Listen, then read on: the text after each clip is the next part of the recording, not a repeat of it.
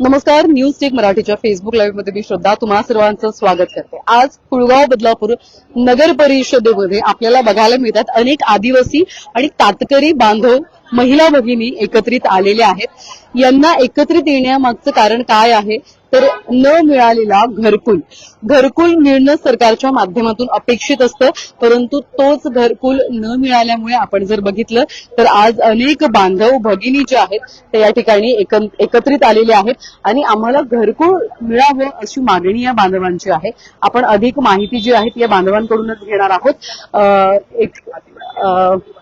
आपण बघत असाल तर त्यांनी नुकतीच मुख्याधिकाऱ्यांची भेट घेतली ना, तुम्ही मुख्याधिकाऱ्यांची भेट घेतलेली आहे। काय अधिक माहिती देताय, एकंदरीत काय विषय आहे आपला, काय नेमका विषय, कुठले आपले बांधव आहेत तिकडे? आज बदलापूर नगर परिषदेच्या हद्दीमध्ये सोनिवली कातकरी वाडी असेल, सोनिवली पाडा असेल, त्यानंतर तल्याची वाडी आहे, खरवई वाडी आहे। एकूणच आदिम कातकरी समाजाचे बांधव हे गेल्या वर्षापासून नगरपालिकेकडे शहरी घरकुल योजना राबवण्यासंदर्भात शासनाचे जीआर असताना सुद्धा नगरपालिका सहकार्य करत नसताना आम्हाला या ठिकाणी आढळून आले आहे। तरी आम्ही आज दिनांक 3/11/2000 रोजी आदिम कातकरी संघटना महाराष्ट्र राज्य ठाणे जिल्ह्याच्या वतीने कातकरी बांधव आणि समाज मिळून आम्ही त्यांना निवेदन दिलेलं आहे। मुख्य अधिकारी साहेबांनी ते निवेदन स्वीकारून आम्हाला एक आश्वासन दिलं आहे की तुमच्या निवेदनावरच्या मागण्या आणि तुमचे असलेले प्रश्न आम्ही तत्काल सोडवू असं त्यांनी आम्हाला आश्वासन दिलेलं आहे। किती बांधव आहेत साधारण? हे आमचे आता तरी या ठिकाणी जमलेले 70 लोक आहेत। अर्थात, आणि घरकुल काहींना मिळते काहींना नाही मिळते, काय कारण आहे नेमकं, किंवा तुम्हाला काय सांगितलं जातं? आम्हाला सांगत नाही ना आम्हाला ते काही सांगितलं तर आम्ही भेटल का नाही भेटल हे असं सांगतच नाही। आणि ते राहता खरवईला ते काय तुम्ही कधी घरकुलासाठी तुम्ही केलं? 2 वर्ष फेऱ्या मारतो तहसीलदारला, पण काहीच होत नाही कामं आमची। काय उत्तर काय सांगितलं? काहीच सांगत नाही उत्तर। करतच नसतील तर ती घरकुला कशी येतील? आमच्या घरात राहतात आणि ती कसं काय येतील ती मग घरकुला? फार्म आमचं भरतच नाही, मग ती घरकुला कशी येतील आम्हाला? मग त्याच्यामुळं इथपर्यंत आला आम्ही। फॉर्म आम्ही देतो त्यांच्याकडे, हे आणा ते आणा, आम्ही जमा करून ते सगळं पोचता करतो, पण ते कुठं रद्दीला टाकतात का काय करतात ते आम्हाला काही कळतच नाही, कारण आम्ही अशा अनाडी लोक। तुम्ही स्वतः भेटलात तहसीलदारांना? हो, स्वतः काय जाऊन बोलले ते नेमके? ते मजूर करू असेच सांगतात, पण अजून काय 3-4 वर्ष झाले काय मजूर होतच नाही। हो ना, काय मागणी आहे? आता एवढ्या निवडणुका वगैरे झाल्या, तुमच्या दारावरती मतं मागायला आली असतील ना लोकप्रतिनिधी? अजून आले नाही येतीलच। कामं करू ती कामं करू, काही करत नाही, करायला मागत नाही अजिबात। आज खेड्यापाड्यामध्ये घरी 4-4 घरकुलं आलेत आणि इथं खरवईला बदलापूर सोनिली वालिली एक पण घर, इंदिरा गांधीच्या राज्यामध्ये घरकुलं भेटलेली, तिथून काही जेवण भेटली नाही।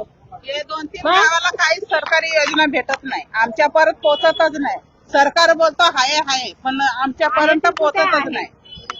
तर मिळायला पाहिजे, आहे बोलतात, पण ते मिळायला तर पाहिजेत। आम्ही किती लोक येणार सारखे कामं सोडून यावं लागतं। आपल्या समाजाचं म्हणजे तुम्ही जसं म्हणालात की आपलं शिक्षण झालं नाही आणि त्याच्यामुळे या सगळ्या समस्या आहेत, पण आपल्या गावातला एखादा लोकप्रतिनिधी असतो, आपला आमदार असतो, आपले खासदार असतात, आपले नगरसेवक म्हणजे जे खरवई परिसरात वगैरे त्यांचे नगरसेवक, तुम्ही त्यांच्याकडे मांडली का ही समस्या? मांडली, नगरसेवक तर लक्षच देत नाही।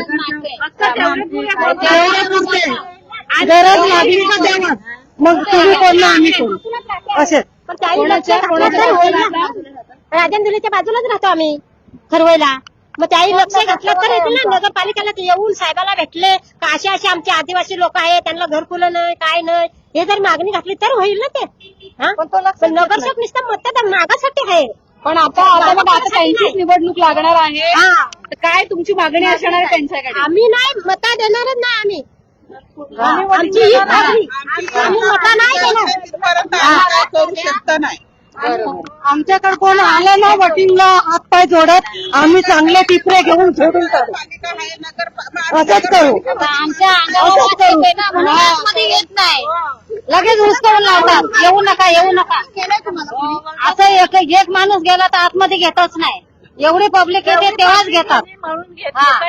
ते पण आता घेत नव्हती. लोकप्रतिनिधींबद्दल सांगताय की हे जातोय आम्ही, अधिकाऱ्यांबद्दल सगळीकडे जातोय आम्ही, सगळीकडे अधिकाऱ्याकडे जातो, तहसीलदारला तर आमचा काही म्हणजे तिथे पण तसंच असतं. काय ताई मागणी काय असणार आहे? आता निवडणुका सुद्धा येणार आहेत आणि तुमच्या दारात ते परत मत मागण्यासाठी येणार आहेत. आमच्या या मागण्या घरकुलांचं जर झालं तर मंजूर केलं त्यांनी, बांधाची सुरुवात केली तर आम्ही वोटिंग करू, नाही तर मग त्यांच्यावर उपट्या टाकू. अर्थात तर आपण एकंदरीत बघतोय की एक चांगले पाहिजे ना, इशारा जो आहे तो या ठिकाणी आदिवासी बांधवांनी दिलेला आहे. जर मतं मागायला आलो तर टिपऱ्यांनी झोडून काढू असा इशारा या कातकरी आणि आदिवासी भगिनींनी दिलेला आहे. यामागचं कारण काय आहे माहितीये का? गेल्या अनेक वर्षांपासून आपल्या गावापासून ते अंबरनाथ तहसीलदारांपर्यंत त्यांना या ठिकाणी वेळ घालवावा लागतो, त्यांचा खर्च होतोय, मनस्ताप होतोय, मागणी केली जाते, ती मागणी पूर्ण केली जात नाहीये. त्याच्यामुळे आपण जर बघितले ते मोठे समाजाचे बांधव जे आहेत त्या ठिकाणी एकत्रित आलेले आहेत. कागदपत्र कसली आहेत नेमके? जे फॉर्म आहेत हे तुम्ही भरलेले आहेत का? हे आम्ही त्यांना सबमिट करायला आलेलो इकडे, ओके. पण ते त्यांच्या पद्धतीचा एक नमुना बनवून देत आहे आम्हाला. तो भरून मग ते फॉर्म स्वीकारणार आहे. अर्थात तर आपण एकंदरीत बघितलं तर आता मुख्याधिकाऱ्यांची त्यांनी भेट घेतली आणि आता मुख्याधिकारी खरं तर आपण बघतो शहराच्या विकासासाठी मोठ्या प्रमाणात प्रयत्न करतात. त्याच्यामुळे कातकरी आणि आदिवासी बांधव जे आपले आहेत त्यांना सुद्धा ते सहकार्य नक्की करतील अशी अपेक्षा त्यांनी या ठिकाणी व्यक्त केली आहे.